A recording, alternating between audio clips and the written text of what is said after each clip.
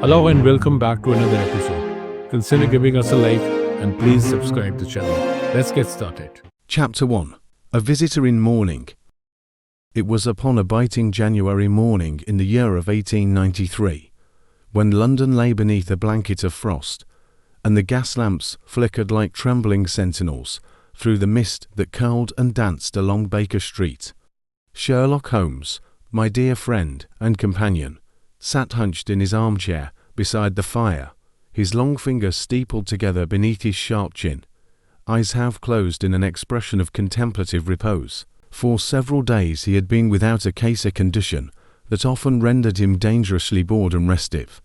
I had witnessed him oscillate between moods of sullen detachment and sudden bursts of violin playing that startled Mrs. Hudson from her duties downstairs. On that morning, I confess I had grown almost desperate enough to feign a mysterious ailment simply to rouse his interest. But Providence, or perhaps the criminal underworld, was merciful. At 8:30, there came a knock so soft and uncertain that it might have gone unnoticed were Holmes not already sitting alert like a bloodhound catching the faintest whiff of intrigue. "Come in," Holmes called before Mrs. Hudson could even reach the door. The woman who entered was draped in the deepest mourning, a long black veil obscuring her face, her gloved hands trembling against a clutch of pale lavender-scented letters. She moved with the hesitance of someone only burdened by grief, but uncertain whether her errand was one of madness or necessity. "I was told you could help," she said, her voice low, wavering like a whisper carried on the fog. "Please, madam," Holmes gestured to the chair opposite his, "remove your veil. We cannot reason in shadow." The woman obeyed. Beneath the heavy black tulle emerged a face not young, but not old either, perhaps in her late 30s. Her complexion was pale, with eyes wide set and grey, haunted by sleeplessness. "I am Lydia Brabrook," she said, her voice steadier now. "My husband, Reginald Brabrook, was found dead in his study 1 week ago. The coroner ruled it suicide by poison. But I swear to you, Mr. Holmes, he would never take his own life, never." Holmes leaned forward slightly, interest sharpening his angular features. "Poison? You say what kind?" "Prussic acid. He was found slumped at his desk, a decanter of brandy at his side, a trace of the poison in the glass. But there was no suicide note, no signs of despair." Watson myself felt compelled to interject. "Forgive me, Mrs. Brabrook, but many men conceal inner torments." She looked at me then not with indignation, but pity. "Doctor, my husband was in the finest of spirits. We had just finalized the purchase of a manor in Hampshire. He was a lover of rare books, a member of 3 literary societies, and had returned that evening from a splendid lecture at the Athenaeum Club. He toasted our future before retiring to his study." Holmes remained silent, fingers now drumming lightly on the armrest. Finally, he asked, "What prompted the verdict of suicide?" "The door was locked from within. The butler had to break it down. There were no signs of forced entry, and the key was still in the keyhole on the inside." "Fascinating," Holmes murmured. "Tell me, Mrs. Brabrook, why come to me now, after a week?" Her lips pressed together, and she lowered her voice to a whisper, as though the walls themselves "Please might don't betray forget her. to subscribe, Because last and night let us know I heard where him, you're listening heard from. him in the comments study below. I was alone in the house. The servants had the night off, and I heard Reginald's voice, whispering my name. Then something else, a cough, a thump, as though he was dying all over again." Holmes' face, often so cold and unreadable, twitched with intrigue. A widow haunted not by grief, but by the ghost of logic. He stood suddenly and retrieved his coat. "Watson, fetch your bag. We depart for Kensington at once." "There is not a moment to lose, but," I began. He turned, eyes alight with purpose. "We are not merely to investigate a death, Watson. We are to speak with the dead." And so began the case of the Whispering Widow, a tale that would lead us through candlelit drawing rooms and foggy graveyards, through riddles penned in Latin, and the darkest corners of the human mind. but at that moment, I only knew the peculiar quickening of the heart that always accompanied the first step into one of Holmes' cases. Little did I suspect the tragic theatre we were about to enter, or how close to death the stage would take us. If you wish to remain privy to the next thrilling case, do ensure that you subscribe, for only then shall you witness the brilliance of deduction unfold. Chapter 2. The Lock Study. The Brabrook residence on Holland Park Road presented a dignified, if sombre, appearance, a three-story Victorian townhouse flanked by leafless elms and adorned with heavy ironwork that seemed to sigh with age. The curtains of the upper floors were drawn, and a black sash had been fastened upon the front door, ignition of the master's demise. Mrs. Lydia Brabrook, now composed, led Holmes and myself through the entrance hall, where the marble floors echoed our every footstep. Her voice was low, almost reverent, as she explained that her husband had been interred just 3 days prior. Holmes listened attentively, but refrained from interrupting with questions. She halted at the foot of a staircase and gestured toward a polished wooden door at the far end of the hall. "That is the study," she said. "It has remained untouched since the night he died." I could not bring myself to enter. Holmes' hand brushed against the doorknob, then paused. "And the key? It was found still in the lock, on the inside," she said. "The butler, Mr. Kent, was the one who broke it open." Holmes nodded and retrieved a small magnifying lens from his coat. "Excellent. Let no one enter until I have completed my inspection." I stood beside him as he stepped into the room and closed the door behind us. A cold stillness pervaded the space, as though death itself had taken residence. The air held the faintest scent of stale smoke, old paper, and the ghost of something bitter and chemical. The room was neat, almost unnaturally so. Heavy mahogany bookshelves lined the walls, brimming with old volumes. A leather armchair sat before the hearth, and in the centre of the room stood a grand oak desk.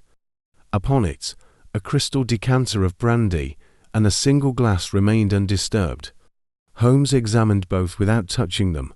"No visible sediment," he muttered. "Clean edges. Watson, look here." I approached, peering over his shoulder as he pointed to the armrest of the desk chair. A faint indentation, a crescent-shaped mark, barely noticeable. "A ring," he said, lightly pressed there in haste or anguish.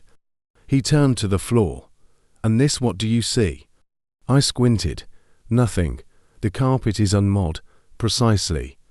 A man supposedly convulsed here from the effects of prussic acid, yet no sign of struggle. Not even a disturbed rug."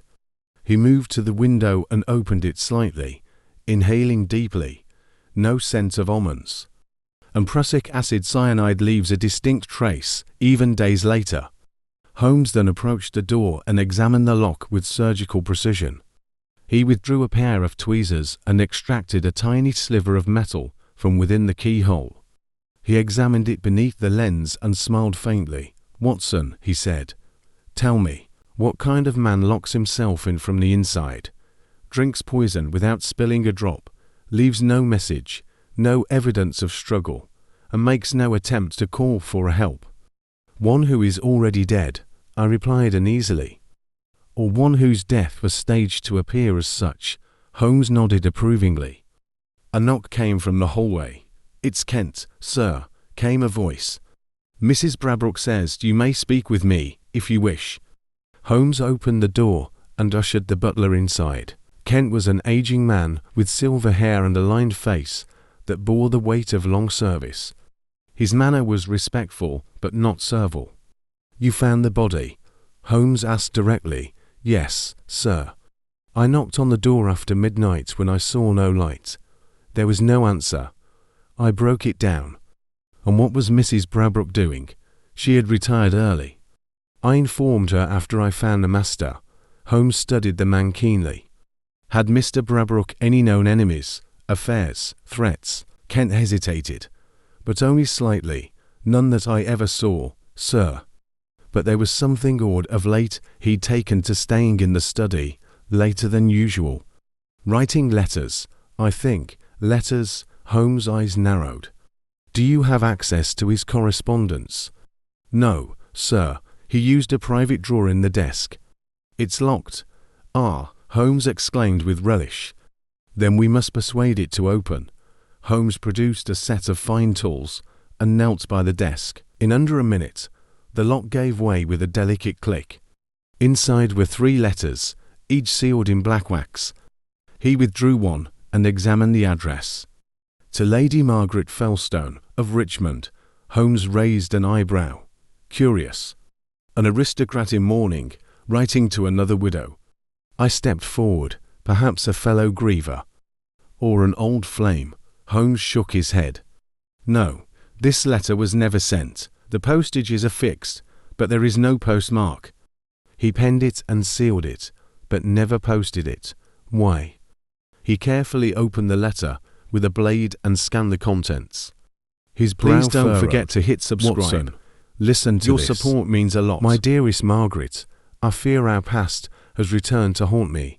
I am not mad, though the voice I heard last night would drive lesser men to despair. It came from the garden. It spoke your name and mine. I have seen shadows beyond the hedges. I fear someone knows. Someone is watching. If I do not send this letter, it is because I dare not. But if anything happens to me, know this, I never cease to love you. R.B. Holmes folded the letter thoughtfully and returned it to the drawer. A voice from the garden, he mused, and now a whisper in the study. There is more at play here than death and poison, Watson. Outside, the afternoon light was dimming. Holmes turned from the desk and addressed me softly. Tonight, we shall remain here. I want to hear what the dead have to say. Your thoughts, dear viewer, are most invaluable. Leave your comment below and allow us to engage in a most stimulating exchange of ideas. Chapter 3. A Voice in the Night. That evening, after some quiet persuasion, Mrs. Brabrook agreed to prepare the guest rooms for Holmes and myself. The household had quieted by 10 o'clock. The servants dismissed, and Lydia herself retreating upstairs with a strained, almost rehearsed, expression of weariness. Holmes and I occupied a pair of rooms on the second floor that overlooked the back garden, a small, but carefully manicured space with tall hedges, creeping ivy, and a central stone fountain, now dry with the season's chill. Holmes stood at the window, his sharp profile outlined by the flickering gaslight behind him. He hadn't spoken much since dinner, having taken to pacing silently, fingers steepled before his chin. There's a heaviness to this house, I remarked. Even without the death of its master, something unnatural lingers. Holmes did not turn. The unnatural often hides behind the carefully constructed mask of the ordinary, Watson. It is our task to look through that mask. A gust of wind rattled the panes. I could not help but shiver. At precisely 1 o'clock in the morning, Holmes signalled for silence and extinguished the lamp. The house was submerged in darkness. Only the faint moonlight filtering through the trees gave the garden a pale, ghostly glow. We waited, and then we heard it, a soft whisper, indistinct, faint, like wind through reeds, but unmistakably human. Holmes was instantly alert. He touched my arm lightly and gestured toward the window. The sound came again, closer, this time more distinct. Robert. It was a woman's voice, distant, lilting, sorrowful. We looked to the garden, but saw no movement. The hedges swayed faintly, but otherwise all remained still. Holmes reached for the revolver he had concealed in a drawer and motioned for me to follow. We descended the stairs silently, passing the study and entering the garden through the side door, which he had unlocked earlier in anticipation. The air outside was icy and damp. Holmes stepped lightly across the gravel path, crouching low near the hedges. I followed, my breath visible in the cold. Then there it was again, Robert. The voice floated from the far end of the garden, near a small wrought iron bench and a weathered rose trellis. Holmes raised his hand and moved with calculated precision toward the sound. Suddenly, a figure darted from behind the hedge, cloaked, swift, and nearly silent. "Stop," Holmes barked, racing after the silhouette. I gave chase, but stumbled on the uneven path. Holmes was already ahead, leaping the stone border. The figure veered toward the rear gate, but Holmes tackled them mid-stride, bringing both down in a tangle of limbs and rustling fabric. I arrived moments later, heart pounding. Holmes had pinned the intruder to the ground. "What's in your lantern?" I produced it and illuminated the figure's face. It was a woman. She could not have been more than 25, pale and trembling, her eyes wild with fear. Her cloak had fallen back, revealing chestnut hair in disarray. She clutched something to her chest, a velvet pouch. "Please," she gasped. "I didn't mean to. He called me here." Holmes' voice was ice. "Who called you, madam?" "Speak plainly." "Robert, Mr. Brabrook," she stammered. "He sent for me." I have the letter." Holmes eased his grip slightly, though his expression remained cold. "We found a letter addressed to Lady Margaret Felstone. Are you she?" The woman shook her head. "No, I am Clara Vale. He promised to help me. He knew my mother, long ago." Holmes studied her face, then gestured for me to help her up. Once steady on her feet, she offered him the pouch. Inside were folded letters, some sealed, others torn. Holmes examined one. "This is dated 2 months ago," he murmured. "And this one 4 days before his death." He scanned them swiftly, then looked sharply at Miss Vale. "You claim he summoned you. Why sneak in like a thief?" Clara swallowed hard. "Because I received the letter yesterday after he was already dead." Holmes' eyes darkened. "Posted after his death." She nodded. "It was in my post.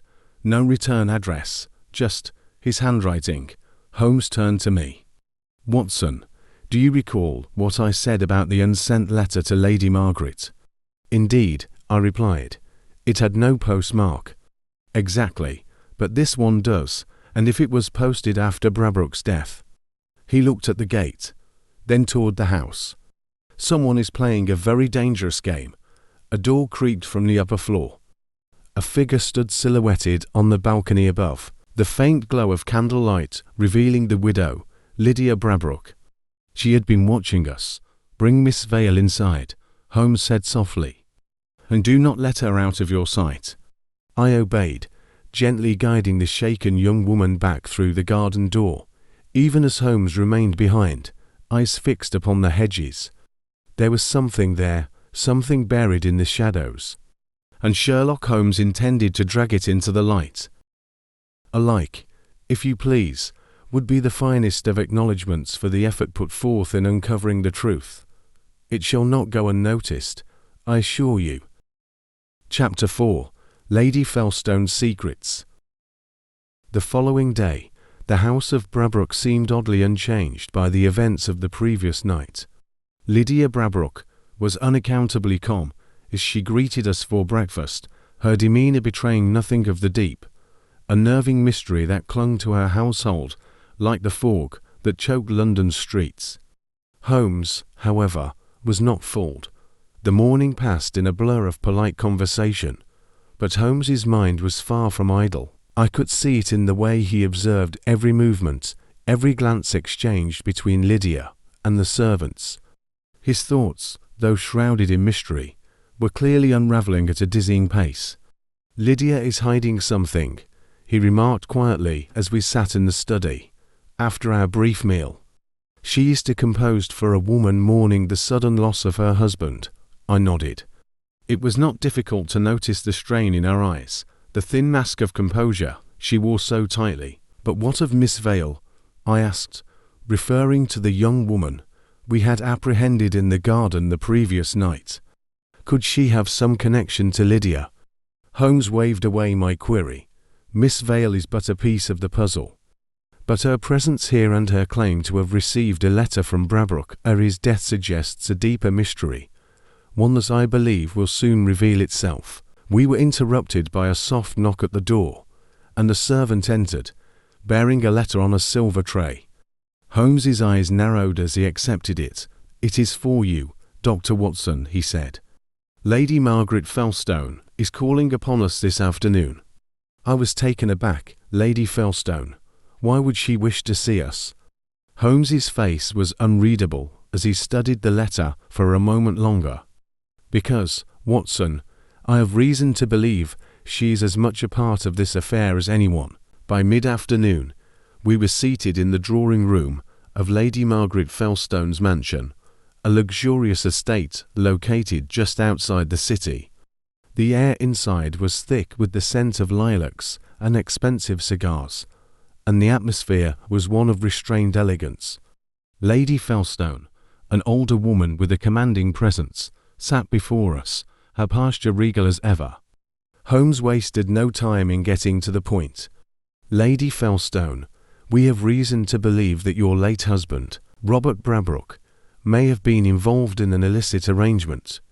We have also found correspondence between him and Miss Vale that suggests a connection between you, him, and a possible secret you may have kept from the world." Her sharp blue eyes remained fixed on Holmes as he spoke, and though her features betrayed no emotion, I noticed the subtle tension in her hands, which rested upon the armrests of her chair.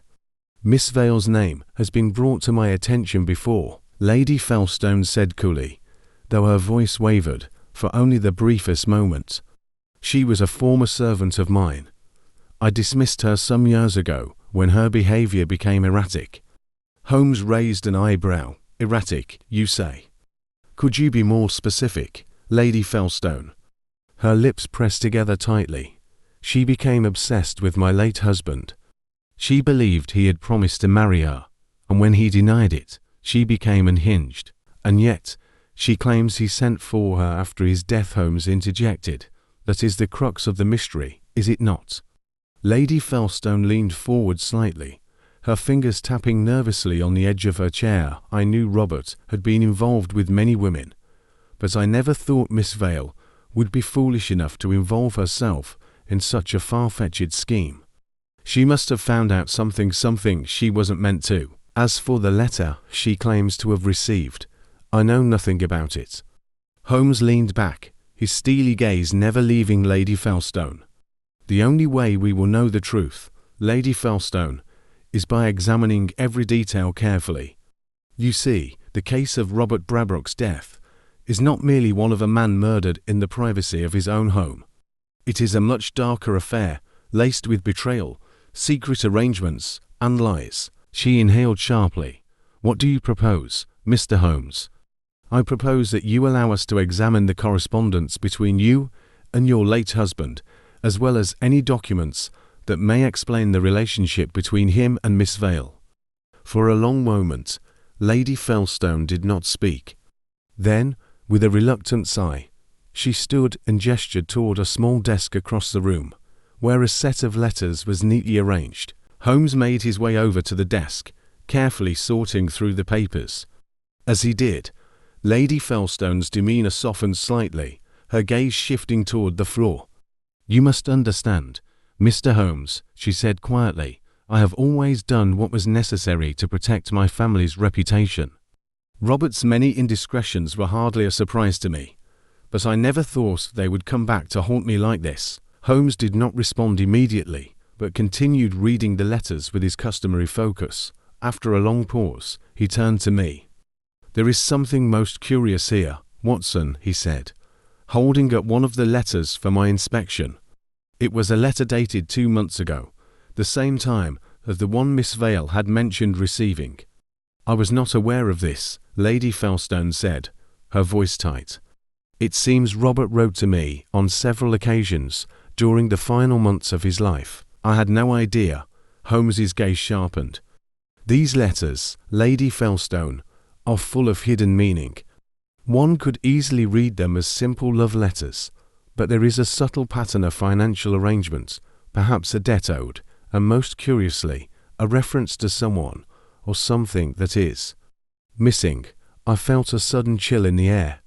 "This missing person," I began, "is the key to everything," Holmes finished, his voice low, "and I believe we shall find the answers not in these letters, but in the very walls of your house, Lady Felstone."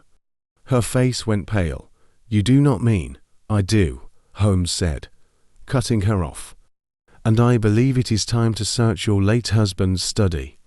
Holmes's strategic nature was never more evident than when he quietly and without warning directed us toward the hidden passageway behind the bookcase in Robert Brabrook's study. The household, and even Lady Felstone, seemed unaware of this secret door. As we entered the study, Holmes's eyes scanned the room with laser precision. A large fireplace dominated the far wall, and the scent of aged wood and leather filled the air. His gaze flicked over the shelves, the desk, and then finally settled on a small, inconspicuous drawer hidden beneath a stack of papers. Without a word, Holmes opened it. Inside, he found what we had all been searching for: a letter, stained with ink, addressed to no one in particular. The handwriting was unmistakable. "Lydia Brabrook," Holmes murmured. "And now we have uncovered the final piece of this puzzle." Chapter 5: The Hidden Truth. The letter in Holmes's hand trembled slightly, as if it carried a weight far greater than its appearance suggested. He held it up in front of Lady Felstone, whose gaze, sharp as ever, seemed to pierce the very heart of the document. Yet she said nothing. Her silence, though unsettling, spoke volumes. Holmes did not speak either, choosing instead to inspect the letter's contents in a most deliberate manner. I, on the other hand, could hardly contain my growing curiosity. The peculiar reference to Lydia Brabrook had unsettled me, as it suggested a connection between the widow and the dark secrets of the household. The pieces of the puzzle were, at last, beginning to click into place. "The handwriting is unmistakable," Holmes murmured, his voice barely a whisper. "This letter was written by Lydia Brabrook herself, addressed to a person who, at this time, was very much alive." Lady Felstone's composure finally cracked, her expression tightening in a way that suggested she had long suspected what Holmes had just revealed. She shifted uncomfortably in her seat, her fingers clutching the armrests of her chair with unnatural force. The fine edges of her gloves now stood out like the threads of an unraveling story. "Tell me, Lady Felstone," Holmes continued, his voice calm yet cutting, "how long have you known of Lydia's involvement in this affair?" For a moment, Lady Felstone hesitated, her lips parted, but silent, as though struggling to find the right words. But then, with an air of resignation, she spoke. "I suspected much, Mr. Holmes, but I never believed it would come to this." Holmes leaned forward, his eyes never leaving her face. Did Lydia Brabrook hire Miss Vale to carry out some dark task on her behalf? Was this a plan, one that had been set in motion years ago, perhaps?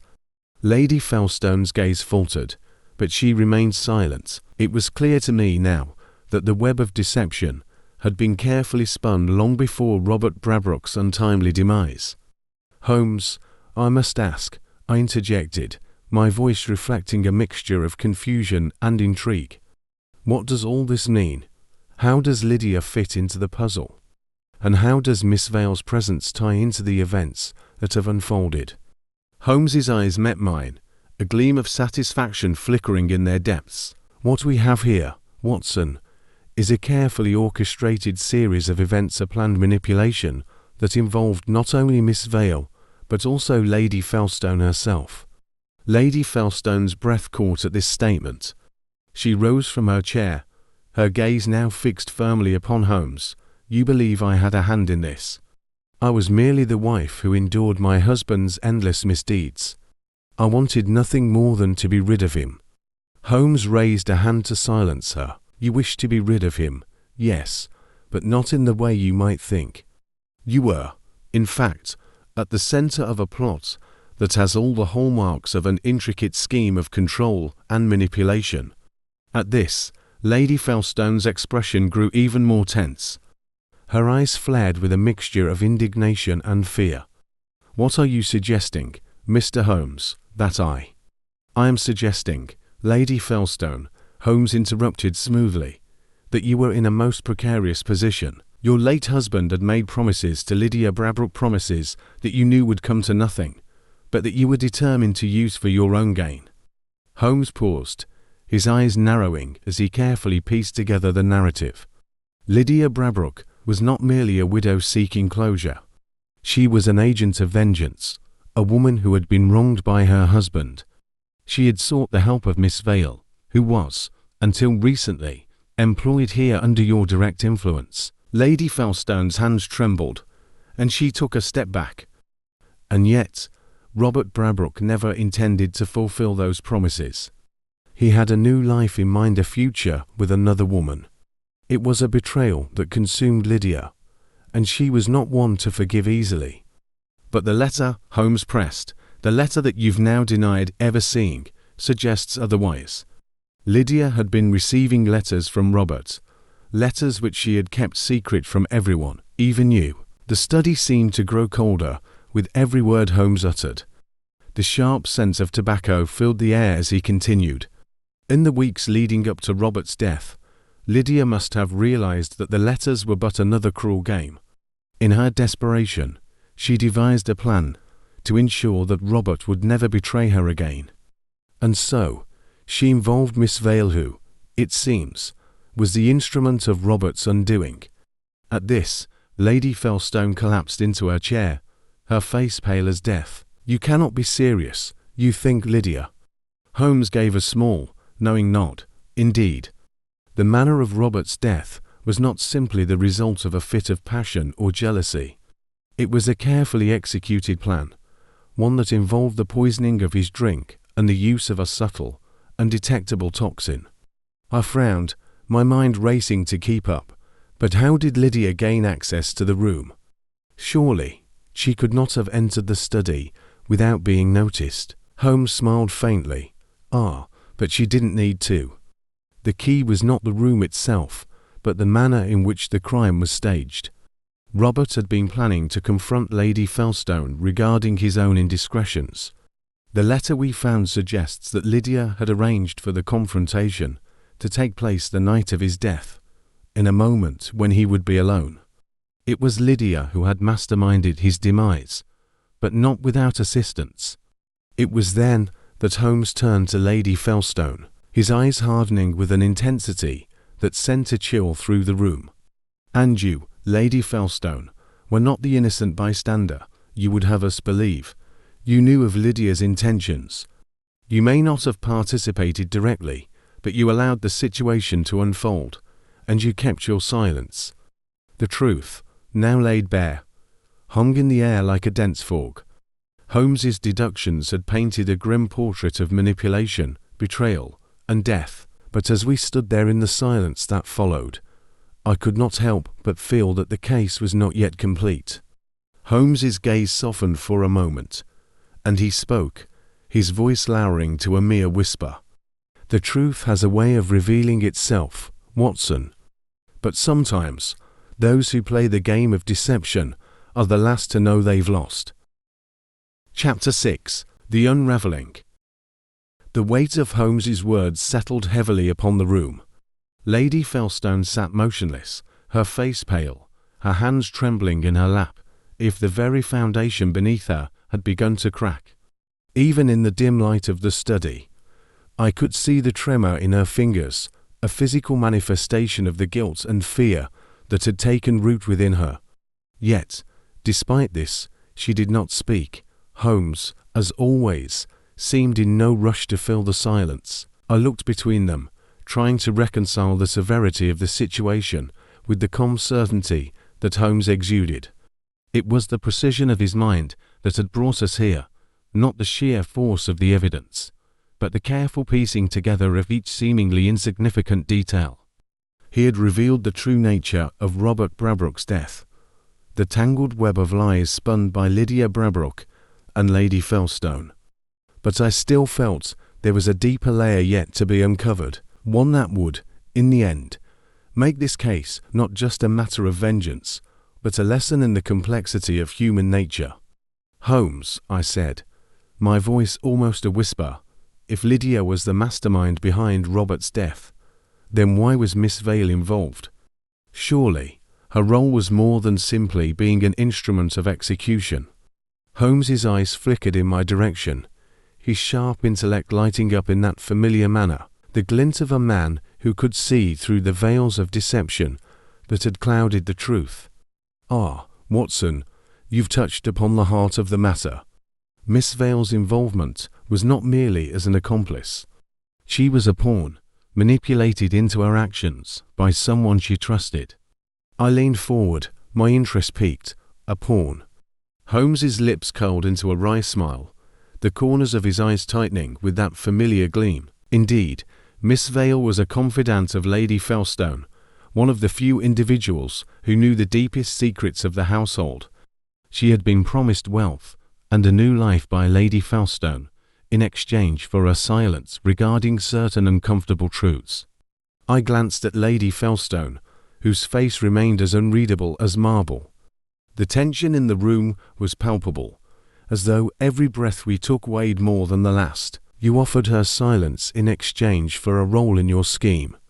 I asked, my voice steady, but carrying a note of disbelief. Lady Felstone's lips tightened, but she nodded. I had no choice. I was cornered. Robert's demands were becoming unbearable, and Lydia was no innocent. She played a part in the destruction of everything I held dear. I had to ensure that my future was secure, that my secrets would remain buried.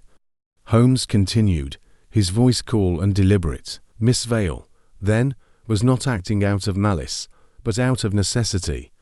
Her position within the household gave her access to the poison that was used to kill Robert, and she administered it under the belief that it would secure her place in the world.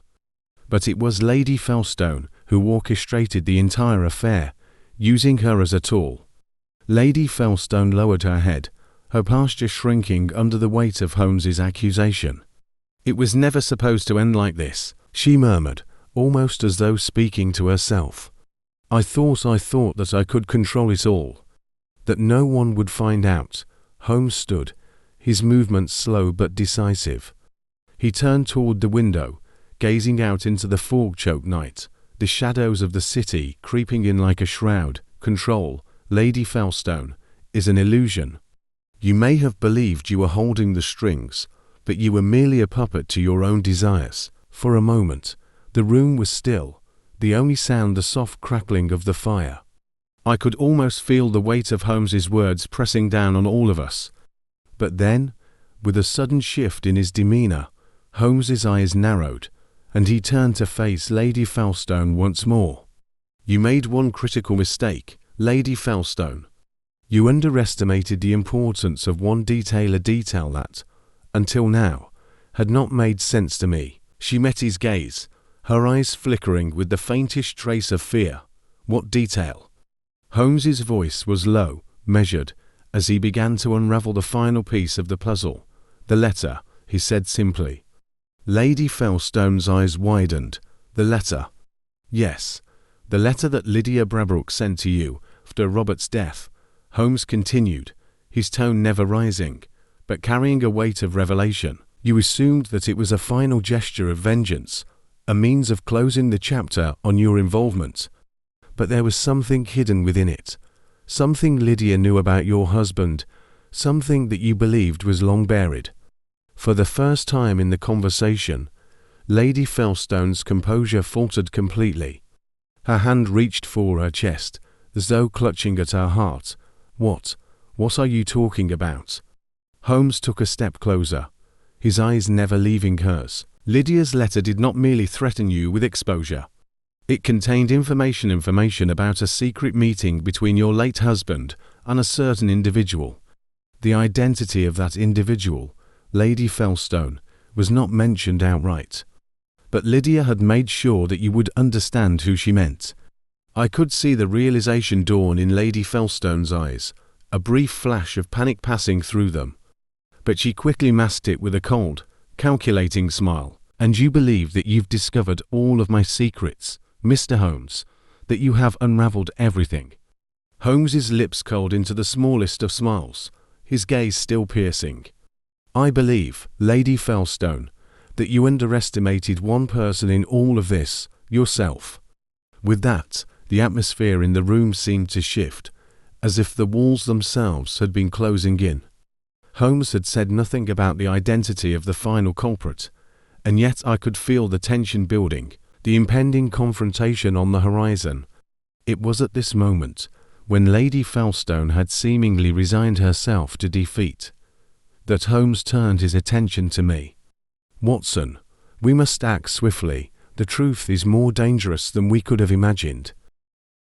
Chapter 7. The Final Curtain.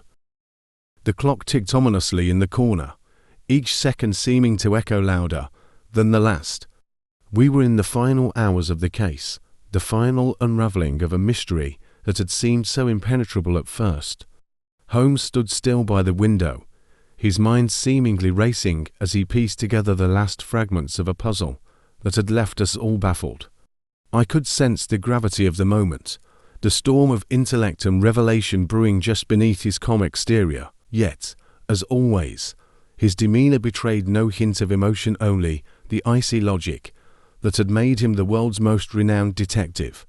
Lady Felstone sat before him, a shadow of her former self, her hands trembling in her lap.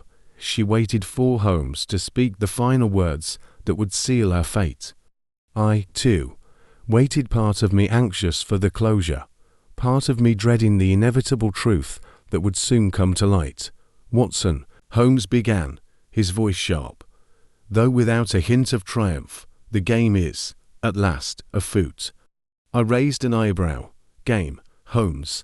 He turned to face me, his eyes alight with the gleam of finality. "The final twist, my dear Watson, the one that ties everything together." I nodded, my mind racing through the clues once more, all of the inconsistencies and strange details we'd uncovered over the past few days. The death of Robert Brabrook had seemed so straightforward at first, and yet Holmes had managed to peel back layer after layer of deception until we arrived at this moment of truth. Holmes took a deep breath, as though bracing himself for the reveal. "Lady Felstone, you have indeed manipulated many people, but the final piece of your deception was something so simple, yet so devastatingly effective." She raised her eyes to him, her face pale but composed, waiting for the storm to break. "You killed Robert, of course," Holmes continued, "but it was not out of simple jealousy or greed. No, you orchestrated his death because you feared the truth about your own actions would be exposed." Lady Felstone's lips parted, but she did not speak. The truth, it seemed, was finally catching up with her. Holmes paced across the room, his eyes sharp and methodical. "You were not just dealing with a husband who threatened to expose you, but with a deeper secret, one that linked you not only to Robert Brabrook, but to the very heart of the scandal itself."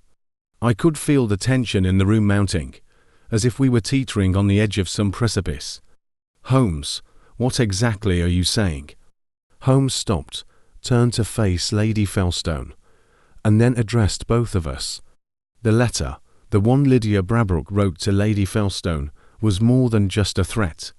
It contained one key detail that no one could have anticipated. Lydia had known about Lady Felstone's earlier affair with Robert's business partner, the man who had led the charge winning the Felstone estate years ago. My breath caught in my throat. The business partner, the one who vanished. Holmes nodded grimly. "Exactly, Watson, the same man who was believed to have fled to America in the wake of the scandal. But what no one knew until Lydia's letter was that he had not fled. He had been killed in a confrontation with Robert, and Lady Felstone had been the one to push him into the conflict." The shock that rippled through the room was palpable. Lady Felstone's face flushed with guilt, her composure slipping for the first time since we had entered the room. "You," she whispered, "you can't possibly know." Holmes held up a hand, cutting her off. "I know more than you realize, Lady Felstone. I know that you used your position to cover up your involvement, to silence anyone who might have exposed you. And when Robert found out, you knew he would ruin you." She shifted in her seat, her face contorting in anguish as the weight of her actions became clear. "But why bring Lydia into it?" I asked, struggling to piece it all together. "Why involve Miss Vale, who seemed to have no knowledge of these deeper secrets?" Holmes gave a small, almost imperceptible smile, because Miss Vale, Watson, was the perfect accomplice. She had been working as Lady Felstone's maid 4 years, trusted with all manner of delicate information. It was easy to manipulate her into thinking she would inherit a new life and fortune in exchange for silence. She thought she was helping someone she admired, not realizing that she was aiding in a murder.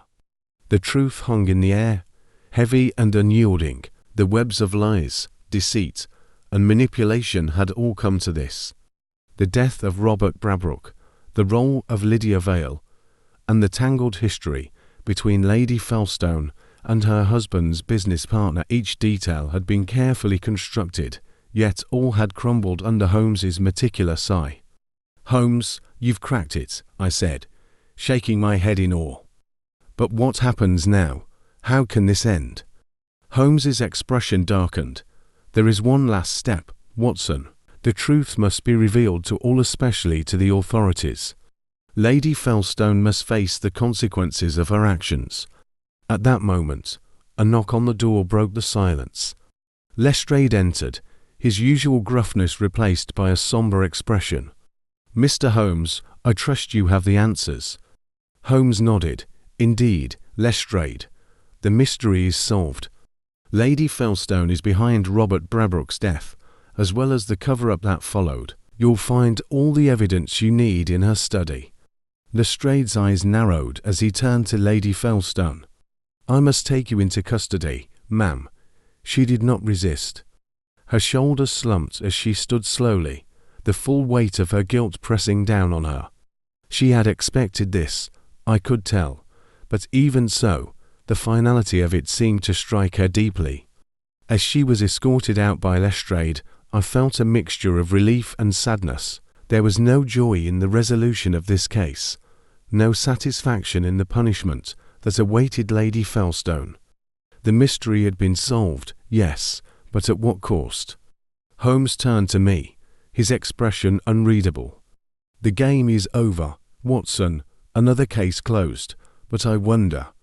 His voice trailed off as his eyes seemed to look into the distance, his mind already moving on to the next puzzle. I watched him for a moment before responding. "What is it, Holmes?" He turned to me, his gaze sharp once again. "I wonder how many more stories like this one remain, hidden just beneath the surface of this city." And with that, our final chapter was written. The case of the Whispering Widow was over, but as Holmes had said, the game was never truly finished. There would always be another case, another mystery.